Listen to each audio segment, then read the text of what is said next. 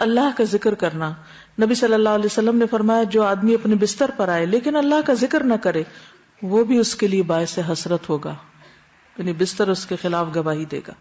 عبداللہ بن مسعود کہتے ہیں کہ اللہ کا ذکر کرتے وقت نیند کا آنا شیطان کی طرف سے ہے، یعنی اللہ کے ذکر کے دوران سونا شیطان کی طرف سے. اگر چاہو تجربہ کر کے دیکھ لو، اور جب تم میں سے کوئی سونے کا ارادہ کرے تو اللہ تعالیٰ کا ذکر کرے. تسبیحات فاطمہ پڑھنا یہ ہر تھکاوٹ کا علاج بھی ہے. سیدنا علی سے روایت ہے کہ فاطمہ رضی اللہ تعالیٰ عنہا کے ہاتھوں میں چکی پیسنے کی وجہ سے تکلیف ہو گئی، گٹھے پڑ گئے، تو وہ اس کی شکایت لے کر نبی صلی اللہ علیہ وسلم کی خدمت میں حاضر ہوئی، کیونکہ انہیں پتا چلا تھا کہ آپ کے پاس کچھ غلام آئے ہیں، لیکن ان کی ملاقات نبی صلی اللہ علیہ وسلم سے نہ ہو سکی. اس لیے حضرت فاطمہ نے حضرت عائشہ سے اس بات کا ذکر کیا. جب آپ گھر تشریف لائے تو حضرت عائشہ نے اس کا تذکرہ کیا. حضرت علی بیان کرتے ہیں پھر آپ ہمارے ہاں تشریف لائے، ہم اس وقت اپنے بستروں پر لیٹ چکے تھے، ہم نے اٹھنا چاہا تو آپ نے فرمایا تم دونوں لیٹے رہو. پھر آپ میرے اور فاطمہ کے درمیان بیٹھ گئے. میں نے آپ صلی اللہ علیہ وسلم کے قدموں کی ٹھنڈک اپنے پیٹ پر محسوس کی. پھر آپ نے فرمایا تم دونوں نے جو چیز مجھ سے مانگی ہے کیا میں اس سے بہتر چیز نہ دوں، کیا اس سے بہتر بات نہ بتاؤں؟ جب تم اپنے بستر پر لیٹ جاؤ تو 33 بار سبحان اللہ، 33 بار الحمدللہ اور 34 بار اللہ اکبر کہو، یہ تمہارے لیے خادم سے زیادہ بہتر ہے. اس میں کیا سیکھنے کی بات ہے کہ جب بچے کو مطالبہ لے کر آئے تو کیا کرنا چاہیے؟ ان کی توجہ اس سے بہتر بات کی طرف کر دینی چاہیے. یعنی اگر آپ نے کچھ نہ دینا ہو تو ایک اچھی بات ہی بتا دیں. عموماً ہم کیا کرتے ہیں جب ہم بچوں کو کچھ دینا نہیں چاہتے تو پھر کیا کرتے ہیں؟ ڈانٹ ڈپٹ کو بھیج دیتے ہیں. تو بہتر ہے کہ کوئی اچھی بات بتا دیں ان کو. آیت الکرسی پڑھنا. آیت الکرسی شیطان سے محفوظ رکھنے والی آیت ہے. وہ مشہور روایت جس میں سیدنا ابی ابن کعب اپنے والد سے روایت کرتے ہیں کہ ان کے کھجوروں کے کھیت تھے، وہ اس میں کمی دیکھتے، یعنی ان کی چوری ہوتی تھی. ایک رات انہوں نے چور پکڑ لیا. وہ ایک جانور سے مشابہ ایک نوعمر لڑکا تھا، جانور جیسی شکل تھی. انہوں نے سلام کیا تو اس نے جواب دیا. پوچھا تم کون ہو، جن ہو یا انسان؟ اس نے کہا میں جن ہوں. انہوں نے کہا اپنا ہاتھ میری طرف بڑھاؤ. اس نے اپنا ہاتھ بڑھایا. اس کا ہاتھ کتے کے ہاتھ کی طرح تھا، بال کتے کے بال کی طرح تھے. انہوں نے پوچھا کیا اس طرح جنوں کی تخلیق ہوئی، یعنی ایسی شکل ہوتی ہے؟ اس نے کہا میں یہ جانتا ہوں کہ جنوں میں مجھ سے زیادہ شدید اور کوئی نہیں. یعنی یہ نہیں بتایا لیکن کہا کہ میں ایک قوی جن ہوں. انہوں نے کہا تم میرے پاس کیوں آئے ہو؟ اس نے کہا مجھے خبر ملی ہے کہ تم صدقہ کرنا بہت پسند کرتے ہو تو میں تمہارے کھانے میں سے اپنا حصہ لینے آیا ہوں. انہوں نے کہا کیا چیز تم سے بچا سکتی ہے؟ اس نے کہا وہ آیت جو سورۃ البقرہ میں ہے، یعنی آیت الکرسی. لفظ نہیں آیت الکرسی بولا. جو کوئی اس کو رات کے وقت پڑھے گا وہ صبح تک مجھ سے پناہ میں رہے گا، اور جو صبح اسے پڑھے گا وہ رات تک مجھ سے پناہ میں رہے گا. پھر جب صبح کو انہوں نے اس بات کا ذکر نبی صلی اللہ علیہ وسلم سے کیا تو آپ نے فرمایا اس خبیث نے سچ کہا. یہ صحیح بخاری کی روایت ہے. تو اس میں ہم میں سے ہر ایک کو اپنے سامان کی حفاظت کے لیے کیا کرنا چاہیے؟ آیت الکرسی پڑھنی چاہیے. چوروں پہ نظر ضرور رکھنی چاہیے لیکن دوسرے چور بھی ہو سکتے ہیں. پھر سورۃ البقرہ کی آخری 2 آیات. سیدنا ابو مسعود بدری سے روایت ہے کہ رسول اللہ صلی اللہ علیہ وسلم نے فرمایا سورۃ البقرہ کی آخری 2 آیتیں جو کوئی رات کو پڑھ لے گا وہ اس کو کافی ہو جائیں گی. کون سی ہیں وہ 2؟ آمن الرسول بما. نعمان بن بشیر سے روایت ہے کہ نبی صلی اللہ علیہ وسلم نے فرمایا کہ اللہ تعالیٰ نے آسمان و زمین پیدا کرنے سے 2000 برس پہلے ایک کتاب لکھی. اس کتاب میں سے 2 آیات اتاری جن کے ساتھ سورۃ البقرہ کو ختم کیا گیا. جس گھر میں 3 رات یہ آیات پڑھی جائیں شیطان اس کے قریب نہیں آتا. سورۃ الکافرون رات کو سوتے وقت پڑھنی چاہیے. فروہ بن نوفل اپنے والد سے روایت کرتے ہیں کہ نبی صلی اللہ علیہ وسلم نے نوفل سے فرمایا قل یا ایھا الکافرون پڑھو اور اسی پر بات چیت ختم کر کے سو جاؤ، یعنی اس کے بعد اور باتیں نہیں کرو.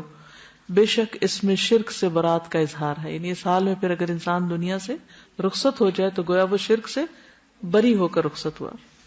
سورۃ الاخلاص اور معوذتین بھی پڑھیں. ابو الدرداء سے روایت ہے کہ رسول اللہ صلی اللہ علیہ وسلم نے فرمایا کیا تم اس سے عاجز ہو کہ ہر رات 1/3 قرآن پڑھ لو؟ صحابہ نے عرض کیا 1/3 قرآن کس طرح پڑھیں؟ آپ نے فرمایا قل هو اللہ احد 1/3 قرآن کے برابر ہے. یعنی رات کو سوتے وقت انسان اسے بھی پڑھ لے. اور معوذتین جو ہے نبی صلی اللہ علیہ وسلم جب اپنے بستر پر آرام کے لیے آتے تو روزانہ رات کو اپنے دونوں ہاتھوں کو ملا کر ان پر سورۃ الاخلاص الفلق اور الناس پڑھ کر دم کرتے یعنی پھونک مارتے، پھر اپنے دونوں ہاتھ اپنے پورے جسم پر پھیر لیتے تھے، ٹھیک ہے، یعنی ہاتھوں پر دم کرتے اور ہاتھ پہ پھیرتے تھے، اور سر سے شروع کرتے، پہلے اپنے سر پر اور چہرے پر پھیرتے، اس کے بعد اپنے جسم پر جہاں تک آپ کا ہاتھ پہنچتا پھیر لیتے، اور یہ فعل آپ 3 مرتبہ کرتے تھے۔ ایک اور حدیث سے معلوم ہوتا ہے کہ نبی صلی اللہ علیہ وسلم اگر بیمار ہوتے تو حضرت عائشہ موعظتین پڑھ کر آپ کے ہاتھوں پر پھونک کر آپ کے جسم پر پھیر دیتی۔ اس سے یہ پتہ چلتا ہے کہ بیماری میں بھی یہ عمل جاری رہتا تھا۔ اب جیسے چھوٹے بچے ہوتے ہیں وہ خود نہیں پڑھ سکتے تو آپ خود اپنے اوپر بھی پھیر لیں اور ان کے اوپر بھی ہاتھ پھیر دیں۔ اب یہ کہ ہاتھوں پر دم کر کے وہ پھونک جب ماری جاتی تو لازماً اس میں کچھ اثرات آتے ہوں گے، اسی لیے پھر وہ جسم پر پھیرنے کے لیے کہا گیا۔ سورۃ الملک، رات کو سونے سے قبل سورۃ الملک پڑھیں۔ ابو ہریرہ رضی اللہ عنہ سے روایت ہے کہ رسول اللہ صلی اللہ علیہ وسلم نے فرمایا، قرآن میں ایک سورت 30 آیتوں کی ہے، اس نے ایک شخص کی شفاعت کی یہاں تک کہ وہ بخش دیا گیا، اور وہ ہے تبارک الذی بیدہ الملک۔ ایک اور روایت کے مطابق یہ عذاب قبر سے رکاوٹ ہے۔ ابو ہریرہ کہتے ہیں، بے شک اللہ کی کتاب میں ایک سورت ہے جو 30 آیات پر مشتمل ہے، وہ ایک شخص کی شفاعت کروائے گی، پھر اسے آگ سے نکلوا لے گی اور جنت میں داخل کروا دے گی، یعنی سورۃ الملک۔ سورۃ السجدہ بھی پڑھی جائے اگر آپ پڑھ سکے تو۔ جابر سے روایت ہے نبی صلی اللہ علیہ وسلم نہ سوتے جب تک کہ سورۃ الف لام میم تنزیل یعنی سورۃ السجدہ نہ پڑھ لیتے۔ ایک اور روایت میں بھی آتا ہے کہ آپ اس وقت تک نہیں سوتے تھے جب تک سورۃ السجدہ اور تبارک نہ پڑھ لیتے۔ حضرت عائشہ سے روایت ہے نبی صلی اللہ علیہ وسلم سوتے نہیں تھے جب تک کہ زمر اور بنی اسرائیل نہیں پڑھ لیتے تھے۔ ہم تو ساری زندگی بھر نہ کبھی ایک دفعہ یہ سب کچھ پڑھا ہو۔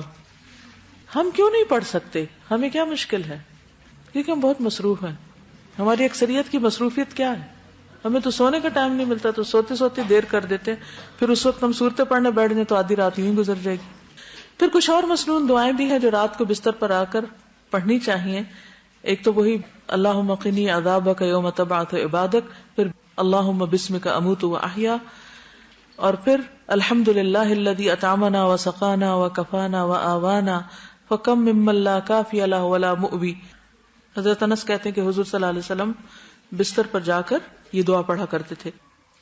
ایک اور روایت میں زہیر النماری کہتے ہیں کہ آپ یہ پڑھتے تھے، اللہم اغفر لی ذنبی واخسأ شیطانی وفک رہانی وثقل میزانی وجعلنی فی الندی الاعلی۔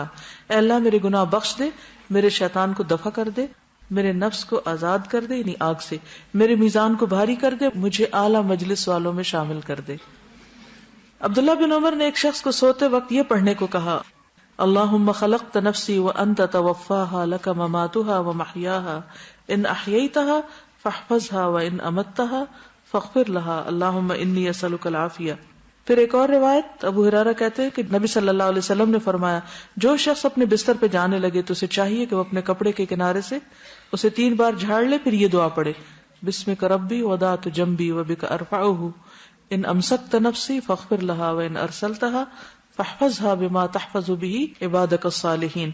اے میرے رب، تیرا نام لے کر میں اپنا پہلو رکھتا ہوں، تیرے نام ہی کے ساتھ اس کو اٹھاتا ہوں، اگر تو میری جان کو روک لے تو اسے بخش دینا، اور اگر واپس بھیج دے تو اس کی حفاظت فرمانا، جس طرح تو اپنے نیک بندوں کی حفاظت فرماتا ہے۔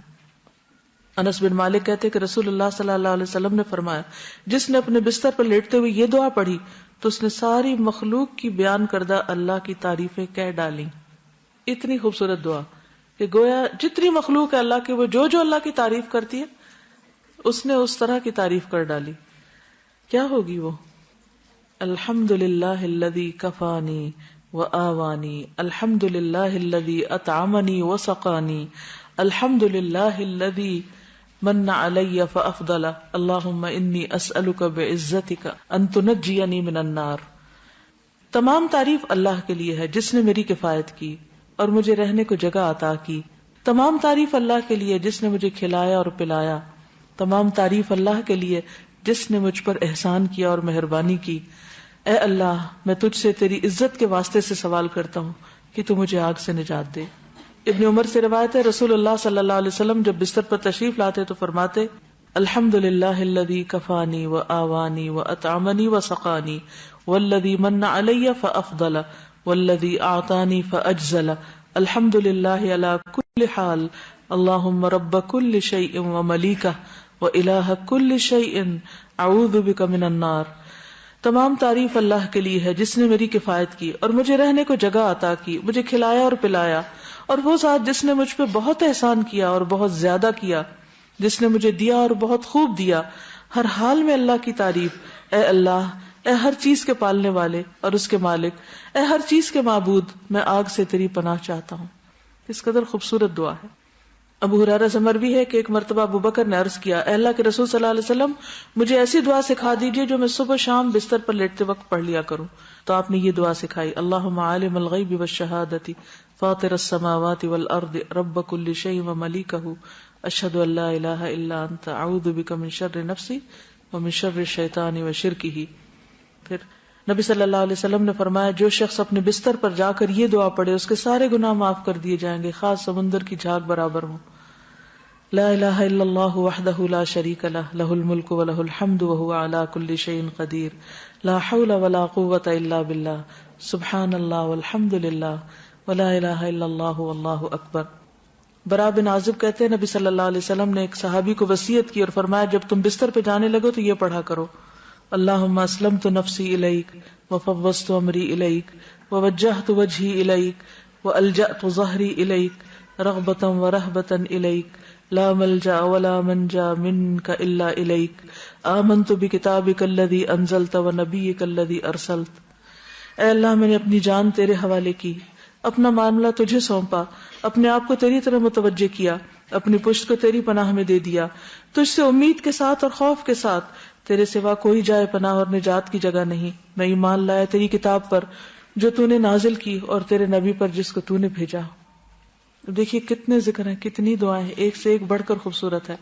سیدنا سہیل سے روایت ہے، جب ہم میں سے کوئی سونے لگتا تو ابو صالح کہتے دائیں کروٹ پہ سو جاؤ اور یہ دعا پڑھو، اللہم رب السماوات ورب الارض ورب العرش العظیم ربنا ورب کل شیء فالق الحب والنوا ومنزل التوراة والانجیل والفرقان اعوذ بک من شر کل شیء انت آخذ بناصیتہ اللہم انت الاول فلیس قبلک شیء وانت الآخر فلیس بعدک شیء وانت الظاہر فلیس فوقک شیء وانت الباطن فلیس دونک شیء اقض عنا الدین واغننا من الفقر.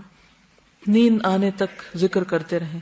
ربیہ بن کعب اسلمی کہتے ہیں، میں دن کے وقت نبی صلی اللہ علیہ وسلم کی خدمت کرتا، جب رات ہو جاتی تو میں آپ کے دروازے پر جا کر رات گزارتا، میں آپ کو ذکر کرتے ہوئے سنتا رہتا، آپ سبحان اللہ سبحان اللہ سبحان ربی پڑھتے رہتے، یہاں تک کہ میں اکتا جاتا اور مجھ پہ نیند کا غلبہ آ جاتا اور میں سو جاتا. رات کو پہلو بدلتے وقت لا الہ الا اللہ الواحد القہار رب السماوات والارض وما بینہما العزیز الغفار. رات آنکھ کھل جائے لا الہ الا اللہ وحدہ لا شریک لہ، لہ الملک ولہ الحمد وہو علی کل شیء قدیر، الحمد للہ وسبحان اللہ ولا الہ الا اللہ واللہ اکبر ولا حول ولا قوۃ الا باللہ. پھر کہے اللہم اغفر لی، یا کوئی دعا کرے تو اس کی دعا قبول ہوگی. اگر بستر سے اٹھ کر وضو کرے اور نماز پڑھے تو نماز قبول ہوگی. پھر برا خواب آ جائے تو دعا پڑھیے، اعوذ باللہ من شر الشیطان وشرہا. پھر نیند میں ڈر جانے پر بھی دعا پڑھے، اعوذ بکلمات اللہ التامات من غضبہ وعقابہ وشر عبادہ ومن ہمزات الشیاطین وان یحضرون. زبانی یاد کر لیں ورنہ رات کو اٹھ کے لائٹ آن کر کے کہاں سے ڈھونڈ کے پڑھیں گے. نیند میں ڈر جائیں تو پڑھیں اعوذ بکلمات اللہ التامات من غضبہ وعقابہ وشر عبادہ ومن ہمزات الشیاطین وان یحضرون. پھر اسی طرح خالد بن ولید کہتے ہیں، میں رات کو نیند میں گھبرا جایا کرتا تھا، تو نبی صلی اللہ علیہ وسلم کی خدمت میں حاضر ہوا تو میں نے عرض کی، میں رات کو نیند میں ڈر جاتا ہوں تو میں اپنی تلوار اٹھا لیتا ہوں اور جو چیز سامنے آتی ہے اسے مار ڈالتا ہوں. آپ نے فرمایا، کیا میں تمہیں وہ کلمات نہ سکھاؤں کہ جو روح الامین نے مجھے سکھائے؟ میں نے کہا کیوں نہیں. آپ نے فرمایا، کہو اعوذ بکلمات اللہ التامات التی لا یجاوزہن بر ولا فاجر من شر ما ينزل من السماء وما يعرج فيها ومن شر فتن اللیل والنہار ومن کل طارق الا طارقا یترک بخیر یا رحمان. اسی طرح ایک اور روایت میں ہے، رسول اللہ صلی اللہ علیہ وسلم نے فرمایا، جو رات میں تکلیف اور مشقت اٹھانے سے گھبرائے اور ڈرے کہ دشمن اس سے لڑے تو وہ کثرت سے یہ کلمات پڑھے، سبحان اللہ والحمد للہ ولا الہ الا اللہ واللہ اکبر. وآخر دعوانا ان الحمد للہ رب العالمین.